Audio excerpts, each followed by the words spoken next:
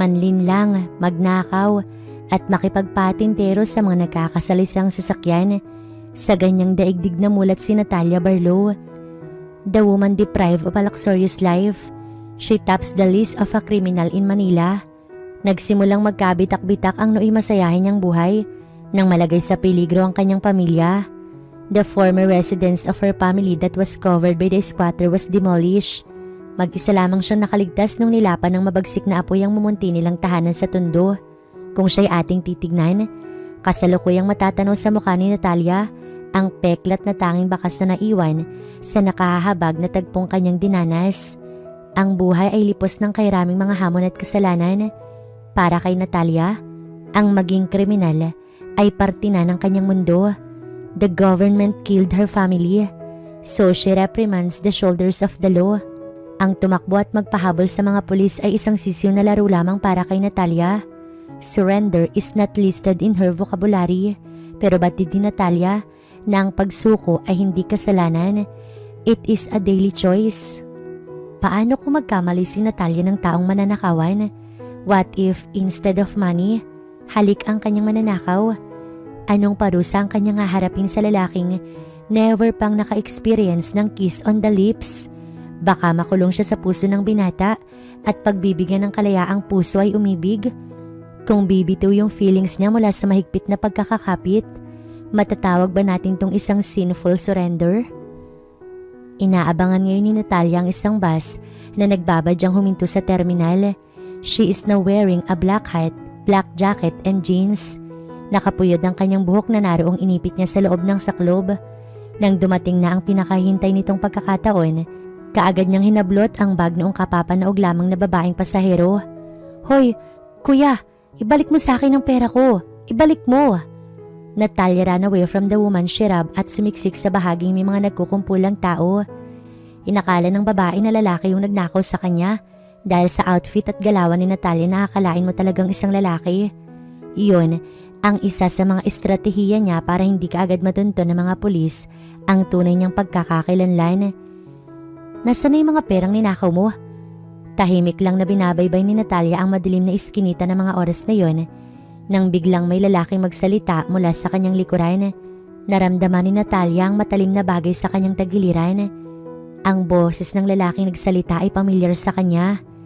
Iyon ang mga nagsisilbing pinuno o naghahari-harian sa lahat ng mga magnanakaw sa kanilang lugar. Pasikretong binulsa ni Natalia ang mga perang magdamag niyang kinita. "Boss, chill ka lang. Pahinga muna ako ngayong araw. Bukas na lang muna ako babalik sa pagiging magnanakaw."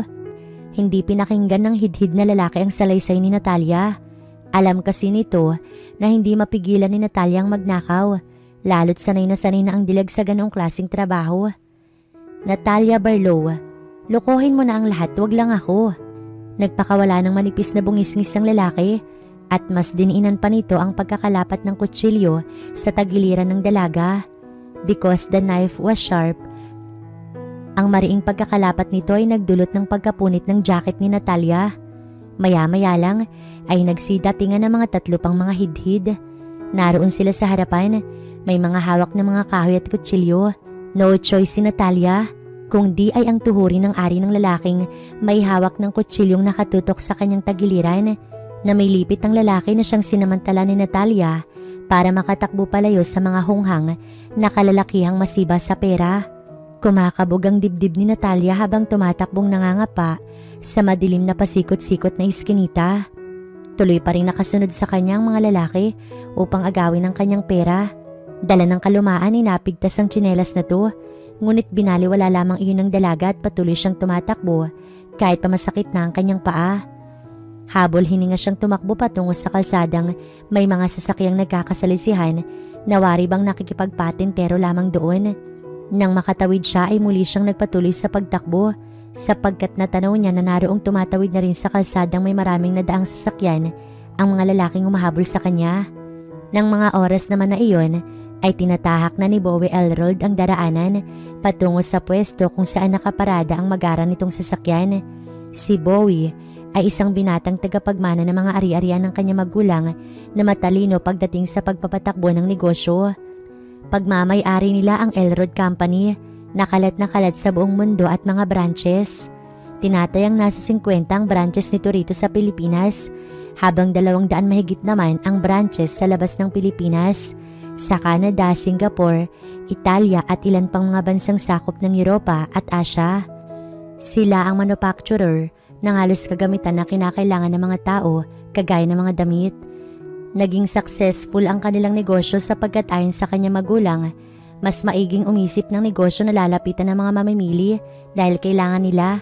Kahit na anong uri ng kasuot ang suot-suot ng mga tao rito sa Pilipinas, maging sa labas ng bansa, ay halos nagmula sa Elrod Company. Ang lahat ng iyon ay mamanahin ni Bowie at sa oras na tumuntong na ang binata sa edad ng 22 taon na gulang, ay pagbibigyan na ito ng pagkakataon na mga alam sa negosyo ng kanilang pamilya. Kasalukuyang nasa edad ng 21 na ang binata, kaya 1 year na lang magiging CEO na siya. Light-skinned, tall, attractive black hair, kissable lips, and a dashing presence. Ganyan ang deskripsyong makikita kay Bowie Elrod. Matikas ang kanyang tindig at taglay ng binatang nakakasindak o enchanting voice. Larawan siya ng lalaking hinahanap-hanap at kinababaliwan ng mga kababaihan. Kita sa pananamit ng binata kung gaano kaganda ang produkto ng kanilang company. Walang kaalam-alam si Bowie sa mga nakaantabay na tagpong magaganap pa lamang. Isang babae ang nakita niyang tumatakbo patungo sa kanyang kinalalagyan. Binuksan na ng binata ang pinto ng auto. Hindi na muna sana siya papasok sa loob, ngunit sa hindi inaasahang kaganapan, biglaan siyang tinulak ng babae sa loob. Nagkatitigan sila sa mga mata. Bowie's face was full of surprise. Lalong nabigla ang binata nang itulak siya ng dalaga na naging dahilan ng kanyang pagkakahiga. Ang mga sumunod na mangyayari ay hindi talaga inaasahan ni Bowie. Kaagad siyang hinalikan ng isang babaeng may nakakadiring muka. Sunog at nangitim na halatang nadarang ang muka sa naglalagablab na apoy.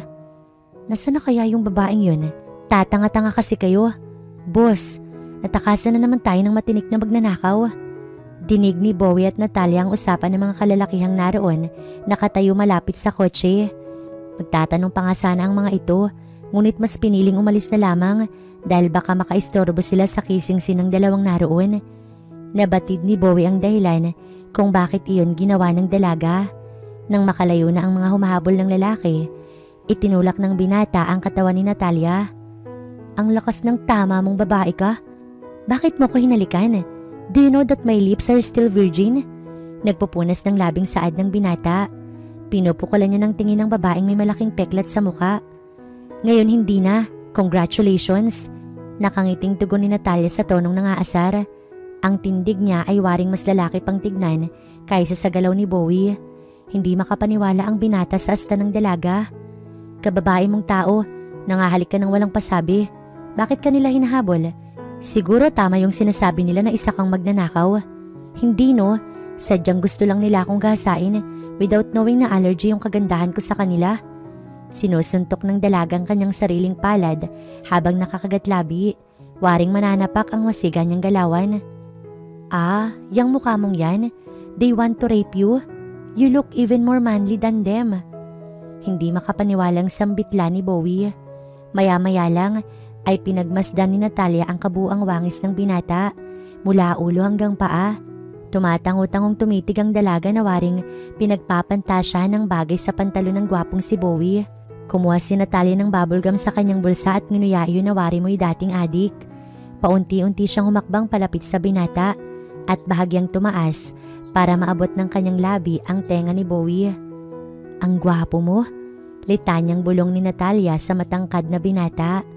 Ang kaninang bumukol sa pantalon ni Bowie ay nawala na, naging dahilan kung bakit bahagyang umiti ang dalaga at sigang naglakad papalayo rito. Hindi na hinabol ng binata ang babae, bagkus ay muli itong pumasok sa sasakyan at nakangiting umupo sa driver's seat. Tinanaw niya sa side mirror ang dalagang nagtuldok sa pagiging berhen ng kanyang labi. Nagtataka siya kung bakit parang aligaga at nagmamadaling umalis palayo ang babae. Huli na nang mapansin niyang nawawala ang kanyang wallet sa bulsa ng kanyang pantalon. Nakanakaw na nga ng halik, pati ba naman ang pera ko? Umiiling-iling na sambit ng binata, pero ngumiti lamang siya, imbis na magalit at hinintay na magring ang kanyang mamahalin na cellphone. Naka-jackpot ako ngayon. Napakayaman naman pala talaga ng lalaking yun. Sino kaya siya? Kasalukuyang naglalakad ngayon si Natalia. Tuwang-tuwa ang mapanlinlang na dalaga habang binibilang ang hindi mabilang na perang laman ng wallet na dinukot niya kanina sa bulsa ng pantalon ni Bowie. Nalusaw ang kanyang ngiting na mamayani sa mukha ng dalaga. Napansin niya kasing there are men following her. Ang mga kalalakihang ito ay pare-parehong nakasuot ng puting polo at pants na black. Batid ni Natalia na mga baguhan lamang ang mga iyon sa kanilang lugar. Sa unahan niya ay napansin niyang kay raming motorsiklo ang nakaharang sa kalsada. Tila inaabangan o hinihintay nila ang dalaga. Palingalingang naghanap ng malulusutan ng dalaga, pero kahit saang dako niya man ipukol ang kanyang tingin, wala siyang pwedeng makitang lusutan. Senyorito, the girl we were watching earlier has been cornered now. Ipagpaumanhin mo kung hinayaan ka lang namin na malapitan ng estrangherang ito. Lumingon si Natalia roon sa isang lalaki na may tinatawagan sa cellphone. Mga pulis ba sila? Ano nang gagawin ko ngayon? Sobrang dami nila. Sinisingil na yata ako ng karma. Lord, patawarin mo ko. Ayoko makulong. Naguguluhan o nalilito si Natalia. Puno ng katanungan ng kanyang isipan. Sino kaya ang grupo ng mga lalaking pumalibot sa dalaga? Kung mga pulis sa mga yun, paniguradong makukulong si Natalia. Sino kayo? Hayaan nyo na ako umalis. Ayoko makulong. Ang grupo ng mga nakamotorsiklo ay nagbigay ng daan sa kotseng paparating. The car is stopped in front of Natalia. Kaya kaagad ibinulsa ng dalaga ang wallet na ninakaw. Hindi pa man maayos ang naipatas sa mga pera, isinarado na niya ang naibulsang busog na wallet. Marahan siyang umatras nang lumabas sa loob ng sasakyan ang lalaki nagmamay-ari ng wallet na kanyang ninakaw. Sa pangalawang pagkakataon ay muli niyang nasilayan ang maamong mukha ni Bowie. Ako nga pala si Bowie. Bowie Elrod. Ikaw, anong pangalan mo? Inilahad ng binata ang kanyang palad matapos magpakilala. Subalit hindi ko alam kung nagsusuplada ba si Natalia o baka naman hindi niya inabot ang kamay ng binata dahil may ilang mga pera pa siyang hawak. Tinignan niya na lamang ng masama ang matinong si Bowie. Dahil doon, sabay-sabay na naglabas ng baril ang mga bantay ni Bowie at magkakasabay na itinutok kay Natalia ang kani-kanilang baril tsaka muling nagsabay sa pagkakasanon. Anong gusto mo? Bala o magpakilala? Inuulit ko, anong pangalan mo? Litanya ni Bowie habang pinagmamasdan nito ang napapalunok-laway na dalaga. Bakit mo tinatanong? Crush mo ba ako? Matapos pakawalan ng dalaga ang kanyang magkasunod na katanungan, sinipatan siya ng mga tauhan ni Bowie. Naging makapigil hininga ang kaganapang yun para kay Natalia. Pakiramdam niya ay bumagal ang oras. Isang kalabit lamang ng gatilyo mula sa tauhan ni Bowie. Tiyak, kamatayan kaagad ang sasapitin ng dalaga. Nagbibiro lang ako guys. Easy lang kayo dahil nagtanong lang naman ako. Babarilin agad? Oo na, magpapakilala na ako. Please, wag ninyong itutok sa akin ang mga baril nyo. Baka pasmado yung kamay nyo.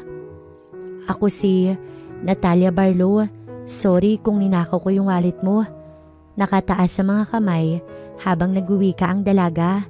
Maluwag na nakahinga si Natalia nang makita niyang sabay-sabay na nagbaba ng mga baril ang tauhan ni Mr. Elrod. Waring nabunutan siya ng tinik sa katawan. Son, where are you? Are you okay? Umihip ang malakas na hangin, dala ang malamig na simoy noon. Kausap ni Bowie ang kanyang ina mula sa kabilang linya ng cellphone while the money are falling from Natalia's pocket. Mga nagsipaglaglagan dahil sa hindi maayos na naisara ang pitaka bago nito binulsa kanina yon. I'm sorry if hindi pa ako nakakauwi. There are many guards with me now. Ma'am, sorry kung ginabi na ako. Nandito po ako ngayon sa Tondo. I check if there's a good place to build a building for the company. Habang kausap ang ina, ay nakatingin si Bowie sa nagbabagsakang pera na galing mula sa bulsa ni Miss Barlow. Tinangkang ibalik ni Natalia ang pera, ngunit wallet lamang ang kinuha ng binata habang hinuho niya ang mga perang nagkalat tuloy sa harapan ni Natalia. Marami na akong pera. Itong wallet lang ang kailangan ko. Sa'yo na yung mga perang yan. Masyado na yung marumi sa paulit-ulit na kakapulot mo. Baka magkasakit pa ako niyan. Hambog na nagwika ang binata. Tsaka nagpaalam sa dalaga sa pamamagitan ng pagpapakawala ng isang matamis na ngiti rito. Ngumiti rin ng dalaga bilang tugon habang iniipit niya ang pera gamit ang kanyang mga nakayapak na mga paa. Follow that girl secretly. Learned about her most detailed life. I want to get to know her better. Wika ng binata habang nilingon ng babaeng pasimpleng pinupulot ang mga nagkalat na pera. Masusunod po. Ano pang tinitingin-tingin nila? Bakit ayaw na lang nila na umalis agad? Tanong ni Natalia sa kanyang sarili, kasabay ng pasimpleng pagpulot sa perang basta na lamang itinapon ni Bowie. Nagpalitan ng matitipid at pilit ng ngiti ang dalawa.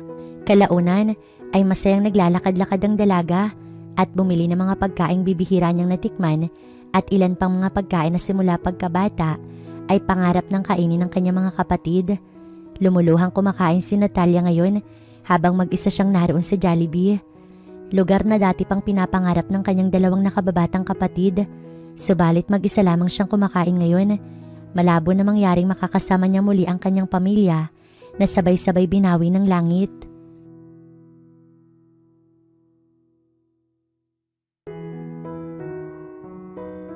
Sumapit ang umaga. Kakatapos lamang maligo ni Bowie. Basa pa ang kanyang buhok habang sakmal-sakmal ng nakapulupot na tuwalya ang kanyang bewang. Kung siya'y pagmamasdan, waring maaamoy mo ang kanyang kapreskuhan. Mas lalo pang nagmukhang makisig ang binata, bunsod ng kwintas na bumagay sa nakakatakam niyang leeg at dibdib. Nagtungo siya sa balkonahe upang pagmasdan ang pagsikat ng maswerteng araw. Tunay ngang pinagpala ngayon ng mga sinag ng mistulang galamay ng araw. It is able to touch Bowie's body, a body that women want to feel. Mas lalong nagliyab ang kagwapuhan ng kaakit-akit na binata habang sinasalo ng kanyang mainit na katawan ang sinag na hindi nakadadarang. Sir Bowie, paniguradong mahahabag ka sa aking iulat. Patungkol ito sa babaeng nakasalamuhan natin kagabi. Hawak ang cellphone ay kinakausap ngayon ni Bowie ang isa sa nagsilbing leader ng mga tauhang kanyang naatasan na umalam sa tunay at mas malalim pang pagkakakilanlan ni Natalia. Boss, ayun si Natalia. Mukhang maraming dalang pagkain. Marami yatang nanakaw na pera. Kumusta? Akala mo siguro na matatakasan mo kami, Natalia? Pakiusap, tigilan niyo na ako. Kailangan ko rin ng pera. Pinaghirapan ko to kaya dapat dumiskarte rin kayo sa sarili ninyong paraan. Kalalaki niyong tao pero nanlalamang lang kayo sa katulad kong babae. Aba boss, tumatapang na yata siya. Mukha ngang matapang. Hindi niya siguro alam na tulad nating isa rin siyang mapanlamang. Ang perang nakaw mo ay pinaghirapan din ng mga taong ninakawan mo. Akin na ang lahat ng pera. Sa ganitong usapan natapos ang video na pinapanood ni Bowie. It was taken from the cellphone of one of his personnel na pinasa sa kanya. Why does this video seem to be broken? Tanong ni Bowie sa tauhang kausap niya sa cellphone. Siguro, nakulangan ng binata sa mga impormasyon. Tinulungan po kasi namin ng babae. Hindi po namin matiis na kuhanan lamang siya ng video, gayong sinasaktan na siya ng mga lalaki. Hawak namin siya ngayon at nakakatawa siyang kausap. Barlow ang kanyang apelyido, Natalia Barlow. Napagalamanan po namin dahil sa sunog, kaya siya nagkaroon ng malaking peklat sa kabuuan ng mukha na to. Ang babaeng ito ay namatay ng pamilya nang matrap daw po sa sunog. Ayon po sa kanya, wala na siyang kilalang kamag-anak kaya nagpapalaboy-laboy na lamang ang babaeng ito at kumikita lamang sa pagnanakaw. Mahabang salaysay ng tauhan, tila mas naging interesado ang binata sa buhay ni Natalia. Nasaan na yung mga lalaki nang haras sa kanya? Dala ang maraming pera'y nakatakas sir, pero bugbog sarado ang mga yun. Kaagad na tugon ng tauhan at baka sa tono ang kanyang pananalita kung paano siya kasatisfy sa trabahong nagawa na to. Good job. Dalhin niyo rito yung babae sa ating hideout so that we can better protect her sa mga ganid na kalalakihan sa lugar na yan. Utos ni Bowie sa paniguradong kaagad tatalimain ng kanyang mga tauhan. Nagbihis na ito mula sa kanina'y pagiging sureless.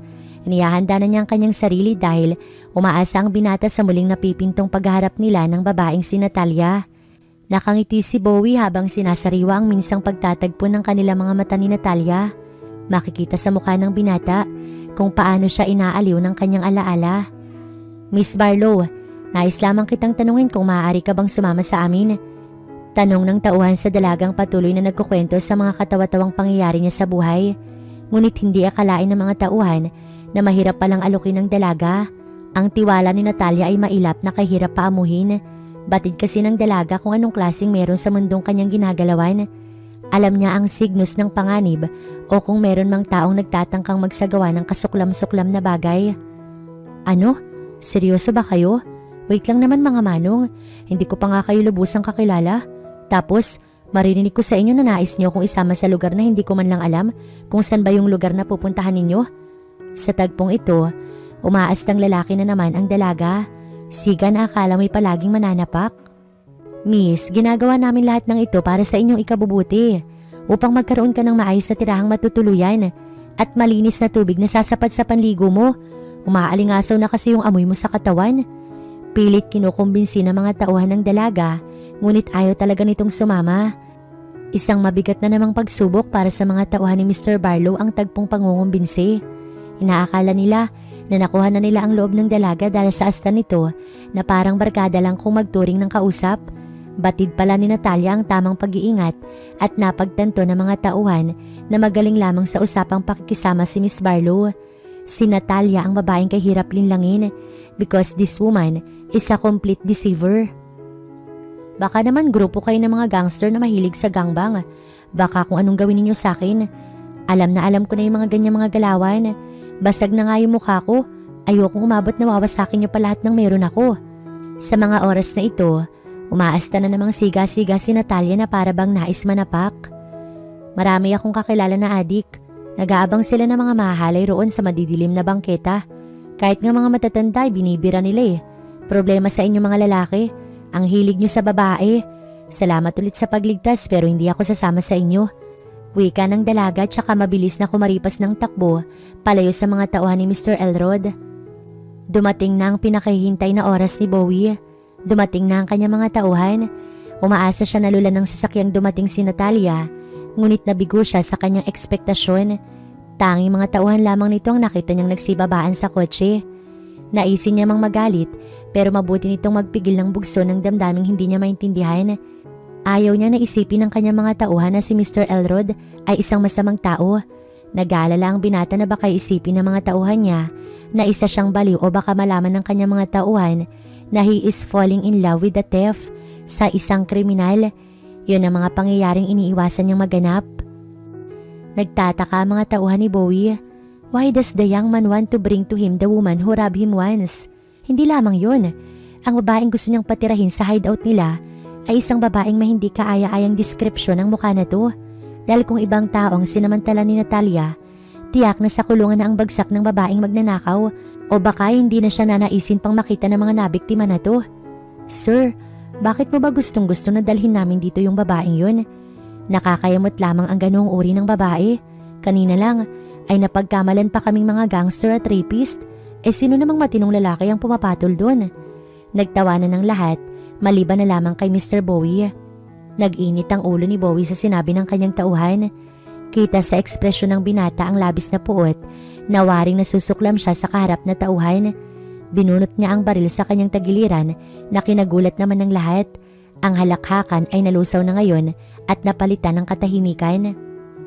Sir, chill ka lang dahil nagbibiro lang naman si Ramil. Pamimigil ng isang tauhan. Labis na nabahala ang lahat na baka ay makalabit ni Bowie ang gatilyo ng baril na siyang magdudulot ng kamatayan ni Ramil, ang leader ng mga guard. Hindi nila akalaing magagawa yun ng kanilang amo nang dahil lamang sa isang napakasimpleng bagay, sa isang babaeng magnanakaw na ang papel ay magnakaw at maging pabigat sa gobyerno ng Pilipinas. Maya-maya lang ay nahimasmasan din si Bowie. Mabilis itong nag-isip ng estratehikong hakbang upang mailihis sa ibang usapan ang sinimulan niyang pagkakamali. Nagbait-baitan lamang ako na kunwari gusto ko siyang tulungan. Ang totoo, nayayamot ako sa iyo, sa inyong lahat, kung bakit hindi niyo siya nagawang dalhin dito. Gusto kong gumanti sa magnanakaw na iyon. I can't forgive the woman who deceived me. Dalhin niyo siya sa akin upang pahirapan. Ramil, sa oras na hindi mo magawa yung pinagbibiling ko, ay nakatitiyak akong sasabog yung bungo mo. Kumilos na kayo. Utos ng binata. Kalaki pang isang nakakagimbal na pagbabanta niya sa kanyang mga tauhan. Kaagad kumilos sa mga tauhan at masugid na hinanap ang dalaga.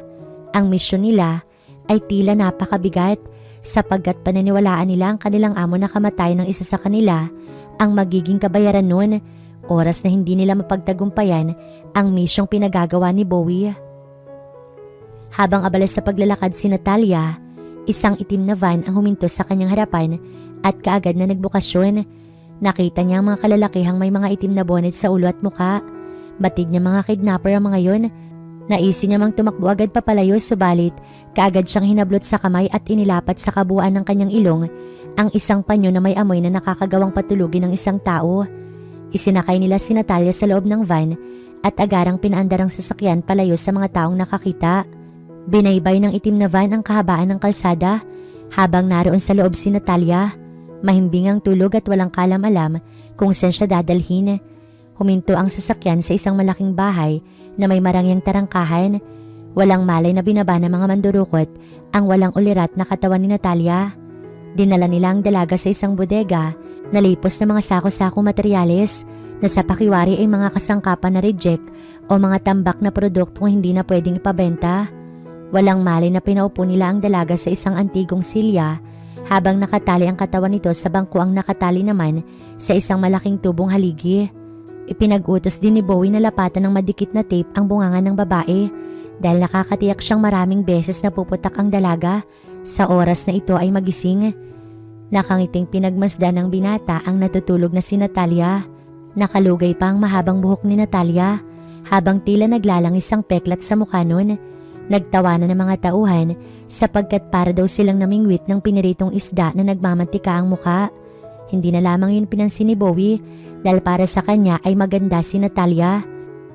Secretly ay nagsasaya ang kanyang puso dahil kasama na niya ngayon ang babaeng minamahal ng lihim.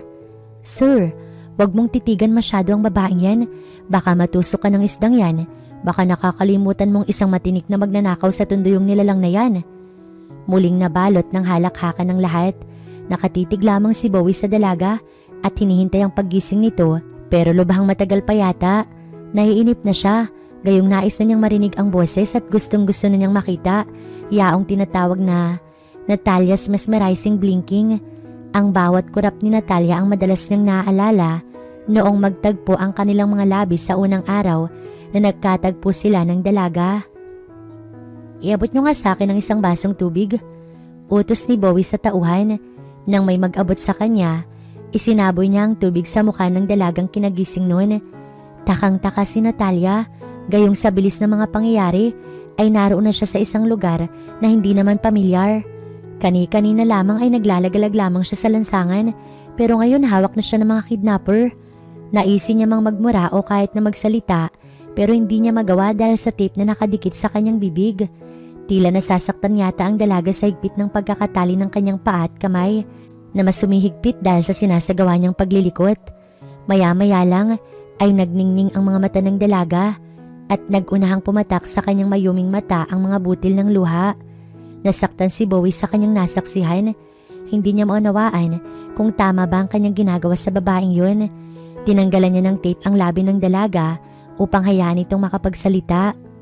Ikaw na naman? Akala ko ba pinatawad mo na ako? Bakit tumantong sa puntong kailangan niyong iparanas sa akin ng ganitong pangyayari? Makabagbag damdaming usal ni Natalia habang patuloy pa rin sa pag-agos ang kanyang mga luha. Ninakawan mo ko, hindi ba? So in return, I kidnap you. Why are you crying? Hindi ba masaya ang ginawa nating laro?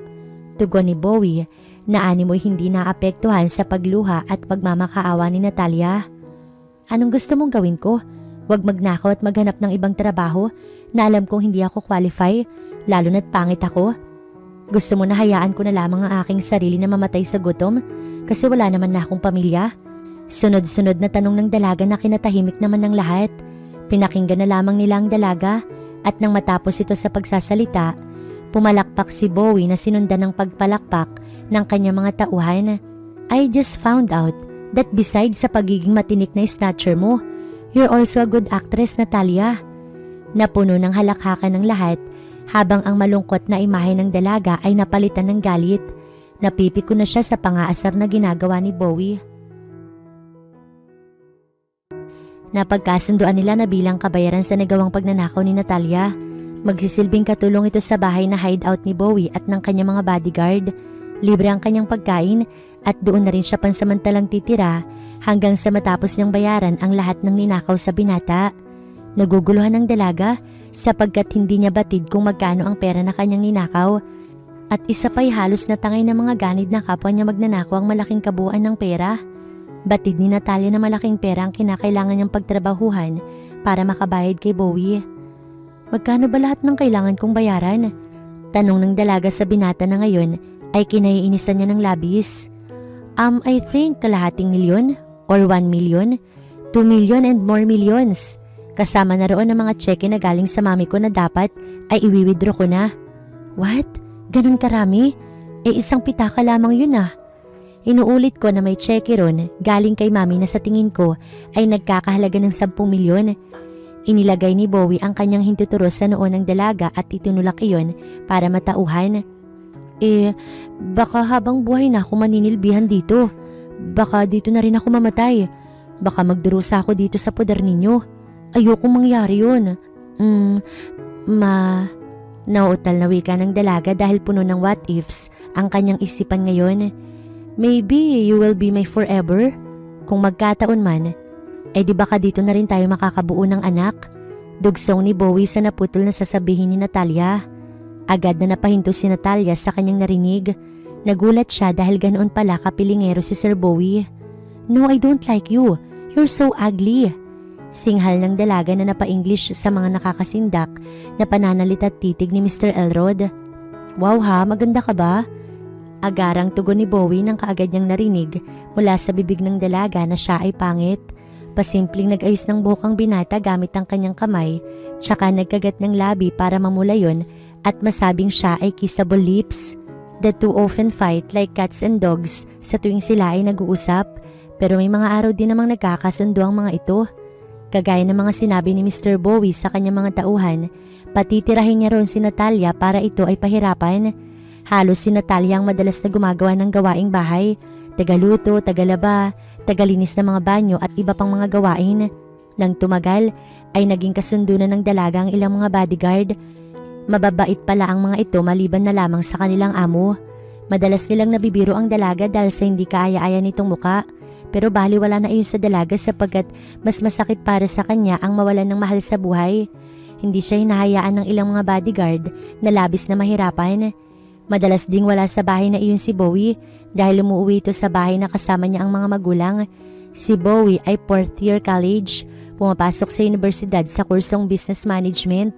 Kung free time ay nagtutungo ang binata sa hideout upang doon maglaro ng basketball sa mismong gymnasium ng bahay. May swimming at boxing area din sa hideout. Bowie, anong feeling ng kaunti na lang at makakapagtapos ka na sa pag-aaral? Tanong ni Natalia sa tonong nangihinayang at nangangarap. Muling nanariwa sa kanyang alaala ang mga panahong sabay silang pumapasok ng kanyang mga kapatid. Waring hampas ng latigo sa likod ng mga laalang yun, nagdudulot ng kapighatian kay Natalia. Masaya syempre dahil sa oras na makapagtapos na ako ay ititrain na ako ni Dad para maging CEO ng aming company.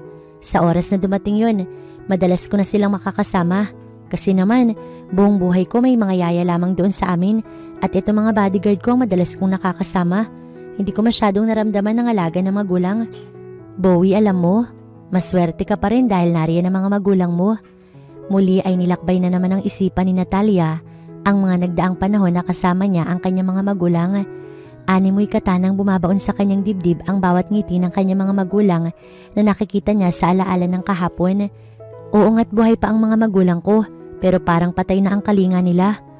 Maikli ang linyang binitiwan ni Bowie ngunit malawak ang kahulugan nun. Masakit nga naman talaga ang may mga magulang na hindi mo maramdaman na sila ay nariyan. Nais ipabatid ng binata na ang pusong buhay ay walang saysay kung maramot ito sa pagbibigay ng pagmamahal. Narito ngayon sina Bowie at Natalia sa boxing area. Magbabaka sakali na malusaw ng bawat pagsuntok ang sakit na kanilang iniinda. Isinalaysay ni Bowie na boxing ang isa sa mga naging takbuhan niya to temporarily escape from the sadness. Isipin mo lang na this is the problem that challenge you. Suntukin mo lang siya ng suntukin hanggang sa mapagod ka. Wika ng binata habang hawak ang punching bag na naroon nakasabit. Suntok lang ng suntok ang dalaga at nang mapagod ay niyapos niya ang punching bag at umiiyak. Sinamantala ni Bowie ang pagkakataon na yun. Inagaw niyang yakap ng dalaga mula sa punching bag. Kaya ngayon, siya na ang yapos at yakap ni Natalia. Lumuluha ang dalaga habang pilit naman siyang pinapakalma ni Bowie. Teka lang, bakit mo ba ako niyayakap? Palayong tinaboy ni Natalia ang binata dahil na rin siguro sa hiya. Lumuluha ka kasi, kawawa ka naman. Nagpa siya ang dalawa na magtungo sa ring at doon sila magtuos ng one-on-one boxing without referee. Hoy babae, kung talagang matapang ka, hinahamon kitang magsuntukan tayo roon sa loob ng ring. Paghahamon ng binata tsaka tinungo ng kanyang mga kamay ang laylayan ng kanyang damit at nang naglaon ay nahubaran niya ang kanyang sarili. Nakatulalang pinagmasdan ni Natalia ang pangyayaring yun at tila bang naroon pa rin ang isipan niya sa kalagitnaan ng paghuhubad ni Bowie. Marahang inilapat ng binata ang kanyang kamaong may red gloves sa pisngi ng dalaga at marahang sinuntok yun para gisingin ang nawawalang sarili ni Natalia. Ano, game ka ba? Tanong ni Bowie upang kumpirmahin kung pumapayag si Natalia sa kanyang hamon. Oo naman, napilitan na lamang na pumayag ang dalaga. Tila ang tigasing babae noon ay naging ganap ng babae kung gumalaw sa ring. Itinaas ni Bowie ang kanyang dalawang kamay na naging dahilan upang masilayan ni Natalia ang mabangong kilikili ng binata na may magandang hubog. Ang muscle ni Bowie ay tila siksik na kay sarap kagatin. Hindi makapokus ang dalaga sa larong gusto ng binata. Gayong hubad si Bowie kung makikipaglaban. Ano ba naman yan, Natalia? Ang pangit mong kabanding. Suntukin mo na ako. Sumugod ka na. Sigaw ng binata habang inaalok niyang suntukin siya ni Natalia sa mabato niyang tiyan. Ngunit tila ayaw umalis ng dalaga sa kanyang kinatatayuan. Kaya minabuti na lamang ni Bowie na lumapit sa dalaga upang hawakan ang kamay nito na kapareho niyang may gloves. Ganito, ganyan. Suntukin mo ko ng ganito. Galit at naiinip na ang binata habang hawak ang kamay ni Natalia na tinuturuan niyang isuntok sa kanyang pawisang tiyan na may mga nakahulmang abs. Inilapat niya rin ang kamao ng dalaga sa dibdib at pisngi niya, ngunit ayaw pa ring sumuntok ng dalaga. Bagkus ay ngumiti lamang iyon habang tinuturuan. Natalia, gusto mo ba talaga ako? Oo, gusto kita. Hindi pa man tapos na magsalita si Bowie ay kaagad nang dumugsong sa pagsasalita si Natalia na labis kinatuwa ng binata. Hindi magawa ni Natalia ang makipaglaro ng boxing dahil nakatuon lamang ang kanyang pansin sa nakasisindak na katawan ni Bowie. Hindi nagtagal ay tuluyan nang nayamot si Bowie. Inipit niya sa kanyang kilikili ang ulo ng dalaga sa sobrang inis. Samantalang hindi naman alam ni Natalia ang kanyang reaksyon kung makikiliti ba siya sa buhok ng kilikili. Kikiligin dahil nakasubsob na siya ngayon sa kilikili ng binata. Ang kamay naman ng dalaga ay nakahaplos sa tiyan ni Bowie, ngunit hindi nagawang hadlangan ng gloves ang kilig ng dalaga. Pakiramdam niya ay nahaplos niya pa rin ang abs ni Mr. Elrod. Hoy, mababalian ako sa iyo, Bowie. Nakangiting kumalas ang dalaga mula sa pagkakaipit niya sa kilikili ng binata.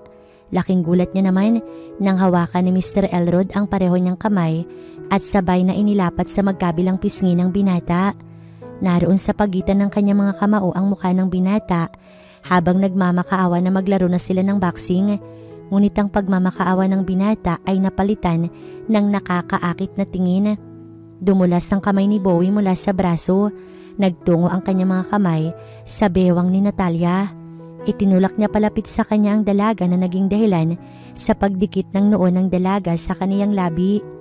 Marahang tumingala si Natalia habang paunti-unti namang yumuko si Bowie. Kalaunan ay nagtagpo ang kanilang mga tingin tsaka nagdikit ang kanilang mga noo. Natalia, hindi nagawang nakawin ng peklat mo sa mukha yung katangi-tangi mong ganda. Usal ng binata na maski na estatwa ni Natalia. Doon nagsimula ang pagbibigayan nila ng motibo na pareho nilang gusto. Ngunit binaliwala lamang nila iyon at mas pinili nila ang manatili sa yugtong sila ay magkaibigan. Habang tumatagal ay mas nagiging close na nga sila. Dinala ni Bowie si Natalia sa isang pinakasikat na mall, saklaw ng Elrod Company. Doon ay libreng pinapili ni Bowie si Natalia ng kahit na anong uri ng kasuotang maibigan ng dalaga. Hindi agad tumanggi si Natalia sapagkat pagkakataon na niya iyon upang magkaroon ng marami-raming damit na bago. Ayaw niyang sayangin ang oportunidad. Ang bumili ng kahit na anong gusto niya ay isang bagay na rati niya pang gustong gawin. Halos paulit-ulit lang kasi ang kanyang sinusuot noon. Kaya napagpasyahan ni Bowie na gawin ng tagpong yun. Hindi naman siya nabigon na pasayahin si Natalia. Tanaw sa mukha ni Natalia ang matamis ng ngiting humulma sa kanyang labi. Bowie's face showed that he was happy dahil nakita niyang masaya si Natalia. Ang mapangiti ang dalaga ay isang malaking bagay na para sa kanya. Choose more. Piliin mo naman yung mga pambabae. Usal ni Bowie kay Natalia habang bitbit ng dalaga ang kairaming gamit na pinamili na to.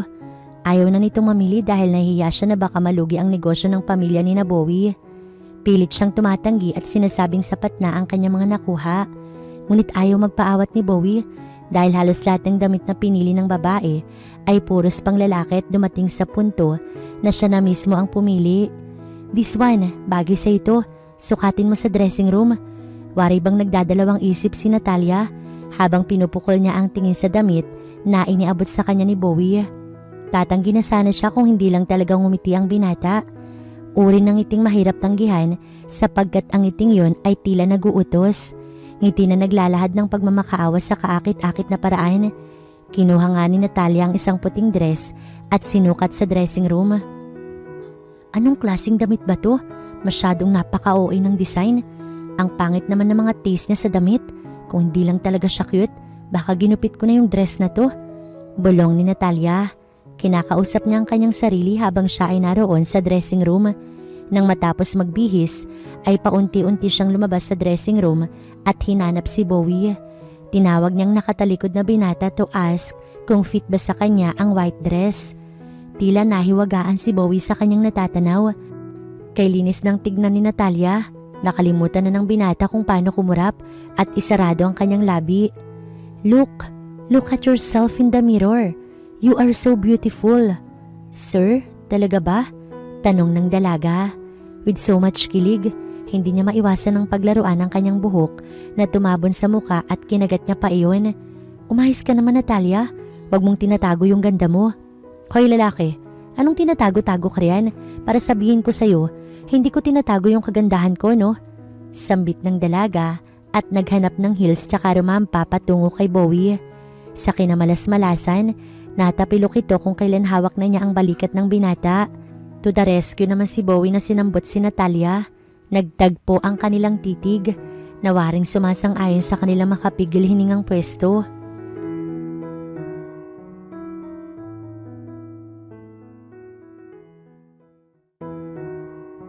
Kasalukuyang hawak ni Bowie ang sumuray na katawan ni Natalia. Sa dulas ng tiles, nawala sa pagkakabalanse ang binata. Magkayakap na natumba ang dalawa sa kumpol ng mga damit na nakahanger. Ang kaganapang iyon ay lumikha ng ingay na naging dahilan upang magtungo sa lugar ang ilang sales lady. Siguro ay upang tiyakin kung ano ba ang nangyari. Nang makita nilang may magkayakap sa sahig, kaagad nagbitiw ng paalala ang isang sales lady. Ma'am and sir, mall po ito, hindi po motel.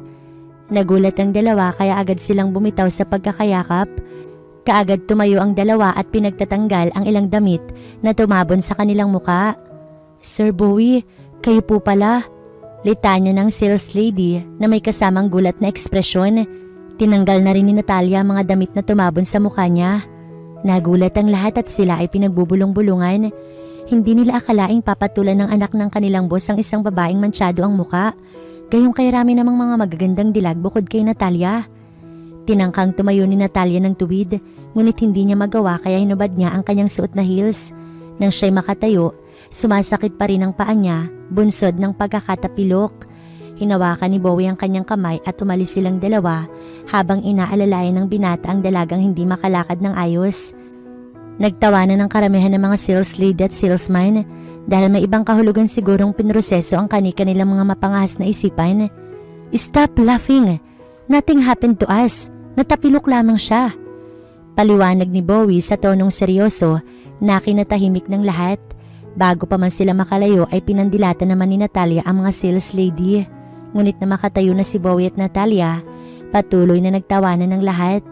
Iyon ang magiging isang chismis na tiyak makakarating sa ina ni Bowie. Nasa loob na ng kotse ang dalawa. Binabaybay na nila ang daraanan patungo sa hideout na kasalukuyang nagsisilbing tahanan ni Natalia. Tanging ugong lamang ng mga sasakyan ang kanilang naririnig. Hindi nag-uusap ang dalawa. Kapwa tahimik o ayaw nilang magsalita. Hindi mapigilan ni Natalia ang ganong klase ng katahimikan kung kaya naman ay nagsalita siya upang basagin ang namamayaning katahimikan sa pagitan nila ni Bowie. Bakit mo ba ako binigyan ng ganito karaming gamit? Hindi ko naman masusuot lahat ng damit na ito. Para naman kapag magdi-date tayo sa labas maging representable ka naman. Do you agree to go on a date with me tonight? Nilakasan na ni Bowie ang kanyang loob upang alukin ng date si Natalia. Handa naman siya sa kahit anong itugon nito. Pumayag man ng dalaga o hindi, wala namang mawawala sa kanya. Napalunok ng laway si Natalia matapos maulinigan nito ang tanong na nagmula mismo sa labi ni Bowie. Sigurado ba siya? Hindi ba ako nananaginip? Baka naman pinaglololoko niya lang ako. Hindi malaman ni Natalia kung anong nararapat na gawin. Nabigla kasi siya gayong sa tanang buhay niya. Walang kahit na sino mang lalaki ang nagtangkang humingi sa kanya ng permiso sa ganoong matamis na paraan. Na mga oras na yun ay iniisip niya pa rin na baka ay pinaglololoko lang talaga siya ng binata dahil batid ni Natalia na hindi siya ganoon kaganda. Ang peklat sa kanyang mukha ang siyang tinuturing niyang dahilan para mag-isip na siya ay pinaglalaroan lamang. Nasanay na kasi si Natalia na araw-araw kutsain ng mga tao, lalo na nung siya ay isang palaboy lamang. Oo, pumapayag ako. Sa kabutihang palad, sinunod niya kung ano ang nais ng kanyang puso. Mas minabuti ni Natalia na pumayag upang maranasan kung paano ba mang date ng babae ang lalaki ngayon ay tinitibok ng kanyang puso. Labis namang nakaramdam ng galak si Bowie nang marinig niyang pumayag si Natalia. Nang mga oras na yon, batid nilang dalawa na pareho silang masaya. Napagkasunduan nila nakakatok na lamang si Bowie sa kwarto ni Natalia sa oras na handa na nga silang umalis. Iisang bahay lang naman kasi ang kanilang uwian. Saan kaya sila pupunta? O ano ang mga kaganapang mangyayari? Hindi rin nagtagal ay lumipas sa mga oras at tuluyang sumilay ang takip silim kasunod ng agarang pagdatal ng gabi. Sunod ang white dress ay masayang tumindig si Natalia sa harapan ng salamin doon sa kaniyang kwarto. Ang pangit-pangit ko. Gusto niya rin kaya ako? Wika ni Natalia habang haplos ang kanyang peklat. Dati ay wala naman siyang pakailam sa kung anong itsura ang mayroon ito. Ngayong may napupusuan na siyang Ginoo, tila nagkaroon na ng silbi sa kanya ang ganda ng mukha niya. Tatlong magkakasunod na katok ang naulinigan ni Natalia sa pinto ng kinalalagyan niyang kwarto. Batid niyang hinihintay na siya ng kanyang Prince Charming sa labas. Lumapit siya sa pintuan. Imbis na buksan yon, ay dinikit muna niya ang kanyang tenga sa pintuan at pinakinggan ang kanyang pangalan na paulit-ulit na binibigkas ni Bowie. Hinahaplos-haplos ni Natalia ang pintuan. Waring dinadama ang presensya ng binata na naroon sa labas. Kalaunan ay binalot siya ng kuryosidad kaya pinihit niya ang doorknob upang silayan ang nakaabang na si Bowie. Natalia, good evening. Magandang gabi rin sa iyo, Bowie. Idinampi ni Natalia ang kanyang kamay sa nakalahad na palad ng binata. Signos na pumapayag siyang ipaubaya kay Bowie ang kanyang kamay at ang kanyang sarili sa gabing yun. Huminto sa tapat ng mamahaling restaurant ang isang magarang sasakyan. Lulan sina Natalia at Bowie. Pinagtinginan sila ng lahat ngunit baliwala lamang iyon kay Bowie. Hayaan mo sila. Natalia, sa lahat ng babaeng naririto ngayon, alam mo bang ikaw ang pinakamaganda? Bulong ni Bowie sa dalaga na kinakilig ng buong sistema ni Natalia. Patuloy silang naglakad at nagtungo sa nakareserbang table. Bowie, nahihiya ako. Umalis na tayo rito. Naiilang si Natalia sapagkat pakiramdam niya ay hindi siya bilong sa lugar na yon na para lamang sa mga mayayaman. Aligaga at hindi mapakali si Natalia sapagkat hindi siya komportable sa paligid. Ang bawat mata ng taong naroroon ay tila nakatuon lamang sa kanila. Palagi na lang may mga nagbubulungan sa tuwing magkasama silang dalawa ni Bowie sa labas.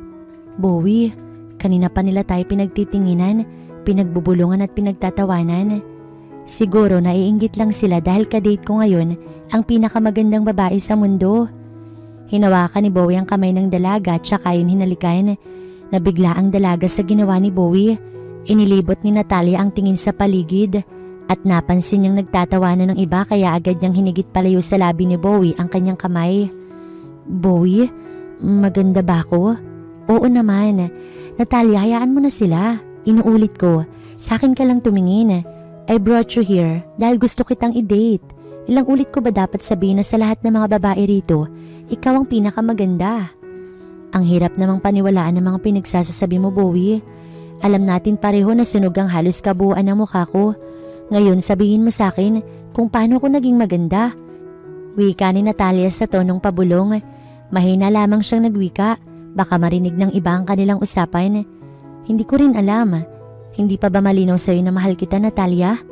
Nagtinginan ng mga tao sapagkat narinig nila ang sigaw ni Bowie.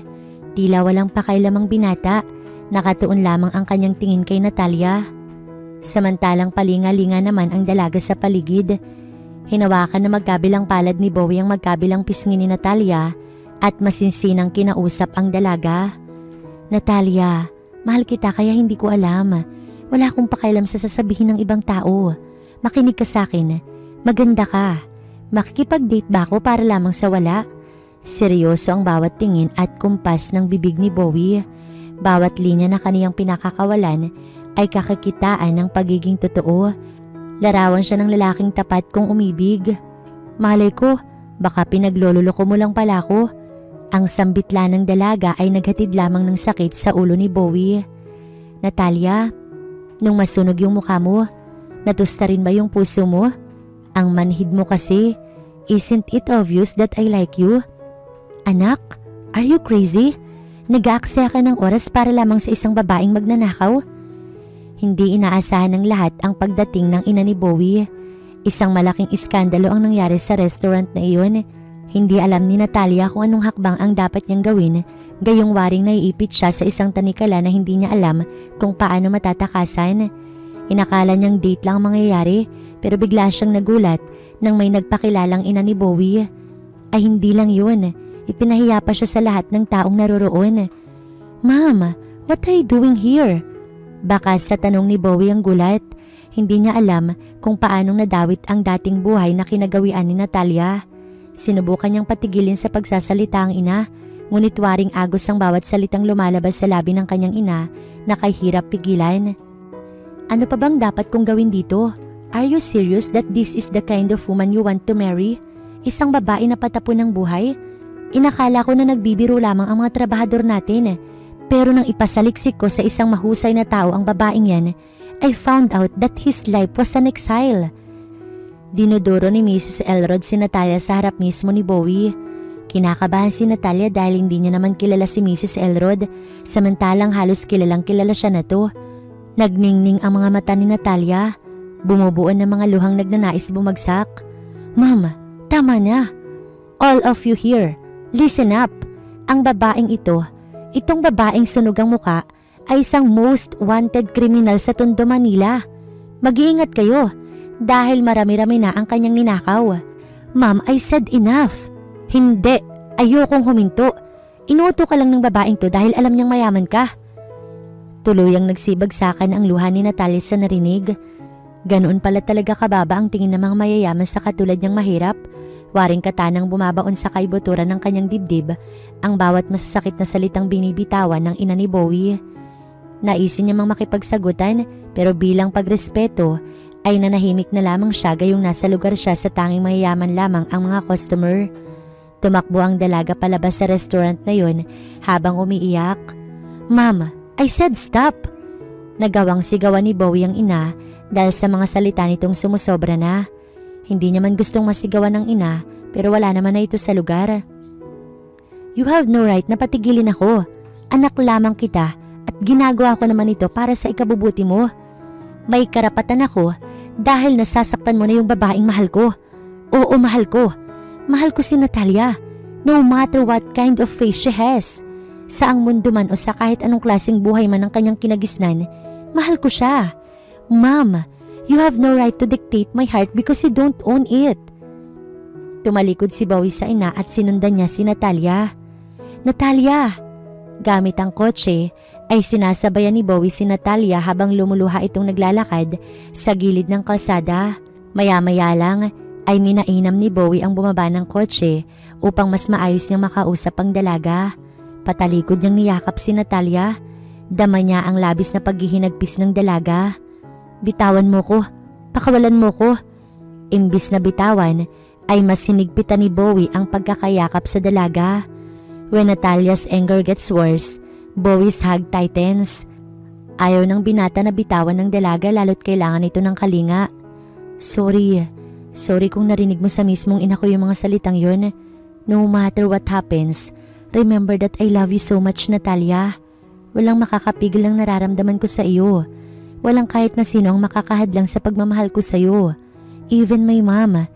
Kalaunan ay napaamo ni Bowie ang nagwawalang bugso ng damdamin ni Natalia. Bahagyang kumalma ang dalaga, humarap siya kay Bowie at ginantihan ng yakap ang binata. Mom has no contribution in your life, kaya hayaan mo na ang nangyari. Nagkakamali ka, Bowie.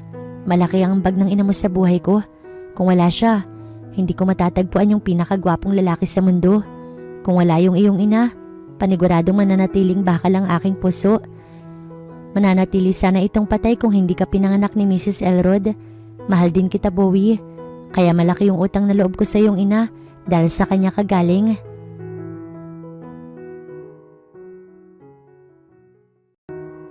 Alam mo, Bowie, sa ganitong lugar kita gustong makasama. Ayoko rin sa maraming mga tao. Hindi mo naman kailangan na ipaalam sa karamihan kung gaano mo ko kamahal eh. Hindi naman natin kailangang ipagmayabang na mahal natin yung isa't isa. Kasi sapat na yung panahon nating alam ang ating nararamdaman.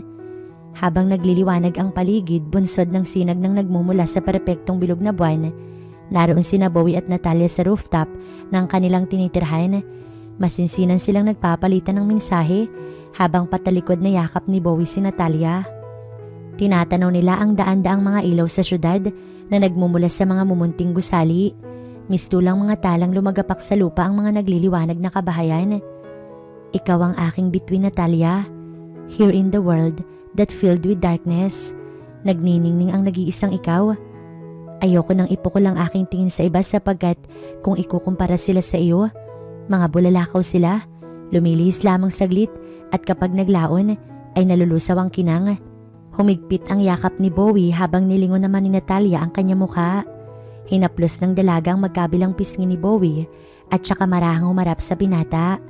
Muling nagkatagpo ang kanilang mga tingin na masasabing malagkit pa sa dagta ng mga punong kahoy. Nakahawak si Natalia sa balikat ni Bowie, while the young man was holding the girl's waist. Sa pagkakataong ito'y binaliwala nila ang bilyong mga tala sa kalawakan, maging ang marangyang tanawin sa rooftop ay kanilang isinawalang bahala. Nakatuon lamang sila sa isa't isa. Nagdikit ang kanilang mga noo kasunod sa pagtatagpo ng kanilang matatangos na ilong hanggang sa dumating sa kasukdulang nag-angkinan sila ng mga labi. Halika na nagsasabing mahal na mahal nila yung isa't isa.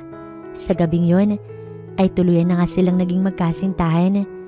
Subalit isa kong sunog na tala, may marka ng pagkadarang sa init ang aking muka.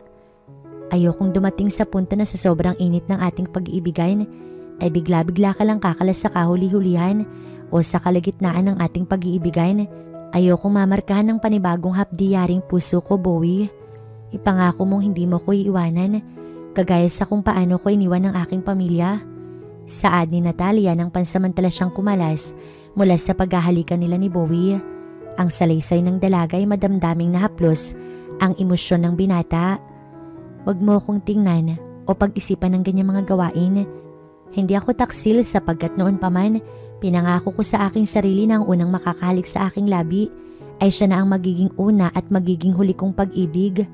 Until my last breath, hindi ako magsasawang sabihin sa iyo kung gaano ka kaganda at kung gaano kita kalubusang mahal. You are the endless love that I have found. Kung pakawalan pa kita, baka maligaw ako sa maling mga babaeng hindi mo naman ganoon katulad. Ang bawat pagbigkas ni Bowie ay matamis pa sa kahit na anong pagkaing may asukal. Ang saloobin ng kanyang puso ay waring naglalahad kung gaano siya kaswerte nang makilala si Natalia. Para sa kanya, ang pagdating ni Natalia ang nakapagpabago sa buhay niya dahil sa dalaga niya natagpuan ang pag-ibig na hindi niya naman gaanong inaasahan na dumating. Paano natin ipaglalaban sa mami mo itong maling pag-iibigan sa pagitan natin? Natatakot ako na baka ay ilayo ka niya sa akin. Niyakap ni Natalia si Bowie dahil na nariwas sa kanyang isipan kung paano siya kinaayawan ng ina ng binata. Kasalukuyang lipos ng takot o pangamba ang nararamdaman ng dalaga. Ayaw niyang humantong sa puntong ilayo ng tuluyan si Bowie. Tiyak na ikakabaliw niya sa oras na hindi niya na mahagilap ang tinatangi ng kanyang puso. Hindi natin kailangang ipaglaban ang ating pag-ibig. Panalo na tayo. Ang malamang mahal mo rin ako ay isang tagumpay. Hindi naman ako kayang tiisin ng mami ko. Kaunting hintay na lang. Magiging CEO na ako ng kumpanya at sa oras na yon, isa ka na sa magiging endorser ng mga produkto ng Elrod Company. Nagulat si Natalia sa kanyang narinig. Hindi siya naniniwala dahil sa umpisa pa lamang ay batid naman nila pareho na hindi siya babagay sa ganoong gawain. Ang pang-iindorso ay para lamang sa may mga kaakit-akit na muka, hindi sa kagaya niyang may nakakasuklam at nakakadiring wangis. Hindi ako babagay sa ganyang trabaho. Mas nanaisin ko pang bumalik sa pagiging magnanakaw kaysa ganyang alam kong mapapahiya lamang ako sa harap ng maraming tao. Bumitiw si Natalia mula sa pagkakayapos kay Bowie. Humakbang siya palayo sa binata at mas minabuti niyang tignan na lamang ang magandang tanawin sa itaas ng rooftop. Habang siya'y nagmumuni-muni, ay muli niyang naramdaman ng mga bisig ni Bowie na marahan siyang kinukulong sa pagitan ng mga braso ng binata.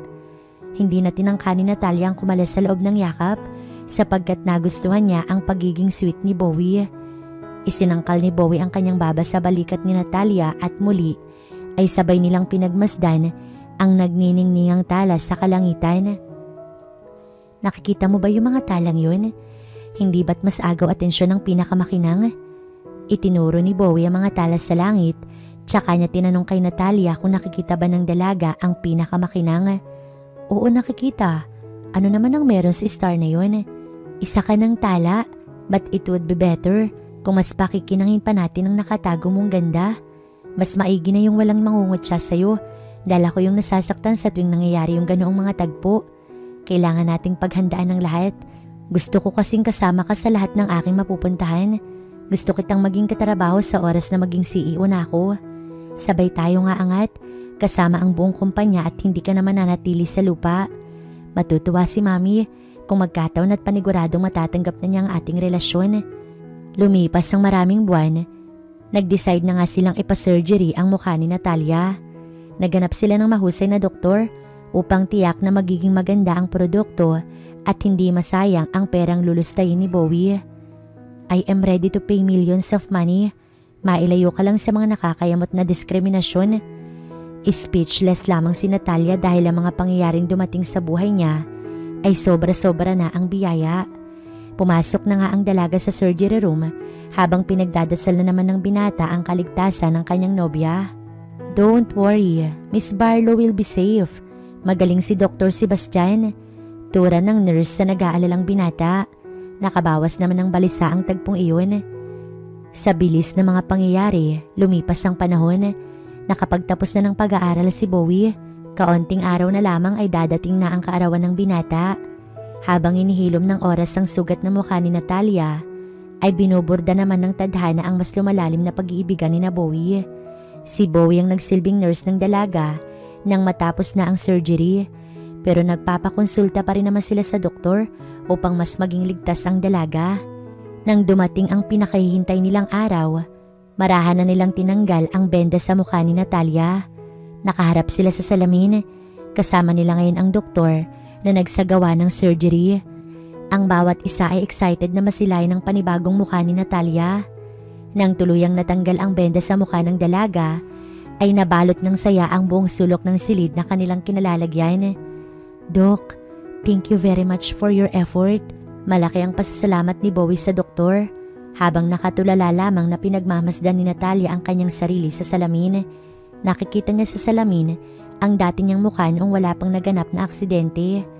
Hindi niya maiwasan ang hindi maluha sapagkat pakiramdam niya ay bumalik sa rati ang mukha niya na halos ay kawangis ng kanyang nanay. Hindi naman naging mahirap na maiayos ang lahat dahil maganda na talaga si Natalia. Ang ginawa lang natin ay tinanggal ang peklat na nagpaparumi sa mukha niya. But overall, everything is natural.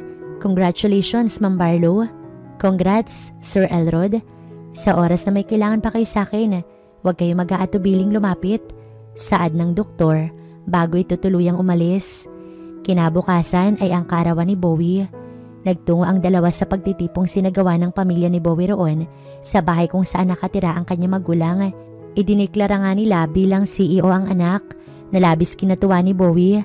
Marami yung nag-aagam-agam at nangangambang baka ay malagay sa maling pamamalakad ang company. Ngunit tinawanan lamang sila ni Elrod at sinawalang bahala ang mga hindi magagandang opinyon patungkol sa kanyang sarili. Unang upo pa lamang ni Bowie sa pwesto bilang CEO ay kita ang paunti-unting pag-angat ng kanilang negosyo. Bawat hakbang na sinasagawa ng binata ay kakikitaan ng talino na masasabi mong nagmana talaga sa magulang. Bawat planong kanyang sinasaad ay lubos na kaaya-aya at walang tapon. Isa na rito ang maghanap ng isang endorser na kung saan ay inirekomenda niya sa lahat si Natalia Barlow. Ang maganda niyang GF, naging successful at mas umangat ang negosyo na kinatuwa ng magulang ni Bowie.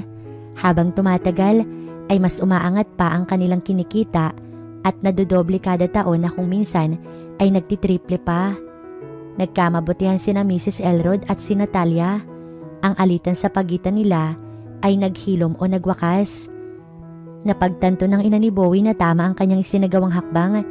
Ang hayaan si Bowie sa mga desisyon nito sa buhay ay makatutulong upang mahubog ang binata ng sariling kakayahan. At ang hakbang na hayaan ng anak sa magaganda nitong plano ay nakatulong pa sa kanilang pamilya. Hindi niya akalain na ang babaeng nilait niya sa restaurant ay isa pala sa magiging miyembro ng kumpanya na magiging dahilan ng pag-angat ng kanilang magandang negosyo. Natalia Barlow, will you marry me? Nakaluhod ngayon ng binata sa harapan ng dalaga habang inaalok niya ang kanyang sarili kay Natalia. Labis ang naramdamang tuwa ni Natalia sapagkat hindi niya inakala na hantong sa ganoong sitwasyon ang nooy patapon niyang buhay. Hindi siya nag-alinlangan na tanggapin ng singsing, gayong mahal na mahal niya naman si Bowie. Mahal na mahal kita, kaya bakit pa ako tatanggi? Ang tugon ng dalaga na labis namang kinatuwa ni Bowie. Marahan niyang isinusuot sa palasingsing ang daliri ni Natalia ang wedding ring na tanda ng kanilang kasunduan na habang buhay silang magsasama. Sa bilis ng kaganapan, suot ang puting wedding gown ay marahan nang naglalakad si Natalia patungo sa altar habang naroon si Bowie na hinihintay siya. Lumuluha siya dahil sa tuwa habang tinatanaw nito ang nakangiting si Bowie. Handang-handa na si Natalia na umapak sa panibagong pahina ng kanyang buhay. Hindi nagtagal ay narating rin niya ang kinatitindigan ni Bowie at sabay silang nagpatuloy na naglakad patungo sa altar sa harap ng pari. Nagpalitan sila ng sumpaan, pangako at halik. Ngayong mag-asawa na sila ay magkatali na sila sa isa't isa. May lubid ng nakabuhol sa kanyang pagitan kung kaya ganap na nilang pagmamay-ari ang bawat isa. Patayin natin ang ilaw, nahihiya ako. Pilit inilalayo ni Natalia ang kanyang halik sa agresibong halik ni Bowie upang magsalita at sabihing patayin ang ilaw sapagkat siya ay nahihiya. Hindi na kailangan, tugon ni Bowie at muling hinalikan ang dalaga habang nagiging malikot ang kamay ng bawat isa. Pasimpleng tumatayo si Natalia habang magkadikit ang labi nila ni Bowie. Agresibo ang halikan nila habang kinakapana pala ni Natalia ang switch ng ilaw. Bahagyang napatigil si Bowie nang mamatay ang ilaw, ngunit ang pagkamatay ng ilaw ay naging dahilan sa mas pagiging agresibo ni Natalia. Ang gawain ng kamay ay ginawa ng kanilang mga labi at natapos ang gabing iyon sa magkahalong sakit at sarap na pamamaraan. Ito na siguro ang sinasabing sinful surrender na ginawa ni Natalia. Hindi nga siya natamaan ng baril ng mga pulis noon, pero ngayon napaputukan siya ng isang CEO. Kinaumagahan ay naunang gumising si Bowie kaysa sa kanyang asawa. Maya-maya lang ay nagising si Natalia na namimilipit sa sakit ng puson. Gustuhin mang tumayo ng kanyang asawa ngunit nahihirapan ito sa paglalakad. Imbis na tulungang maglakad ang asawa, ay mas minabuti ni Bowie ang lumayo kay Natalia. "Come to Papa, baby," wika ni Bowie habang pinapapunta niya sa kanyang pwesto ang iika-ikang si Natalia. Dala ang walis tambo ay paika-ikang tinungo ni Natalia ang kinaroroonan ng asawa upang ito ay hampasin. Tuwang-tuwa naman si Bowie dahil nakikita niya kung paanong naglalakad ang isang pilay na asawa. "Mahal, kakapakasal pa lang natin pero nang makita kitang ganyan, you're like an old woman. Ang cute mong pagmasdan. Ganyan ka pala kapag uugod-ugod na. I want to grow old with you." Pabiro pero nakakakilig ang sinambit ni Bowie. Kasunod nun ay ang paglipad ng walis tambo sa kanyang kinaroroonan. Halos maiyak si Bowie dahil natamaan siya sa ulo. Imbis na magalit ay lumapit siya kay Natalia at pinaghahalikan ang palad ng asawa. "Bad ng kamay mo, mahal. Ikaw kasi, isinuko ko na nga sa'yo yung lahat tapos pagtatawanan mo lang ako." Mukhang nagsisimula na ang away mag-asawa. Hindi nagtagal ay nagkaroon sila ng anak isang baby girl na kamukha ni Natalia. Patunay na talagang maganda si Natalia. Tanging si Bowie lamang ang nakakakita ng katotohanan yun. Tama nga si Bowie na hindi nagawang nakawin ng peklat sa mukha ang kagandahan ni Natalia. Who would have thought that the girl who once became a thief ay isa ng ina? Ang pagmamahal na natatanggap niya sa isang lalaki ay bagay na hindi mananakaw ng iba. Sa ngayon ay nakakulong na si Natalia sa bilangguan ng kaligayahan, isang rehas na binuo ng pinagsamang pagmamahalan nila ni Bowie.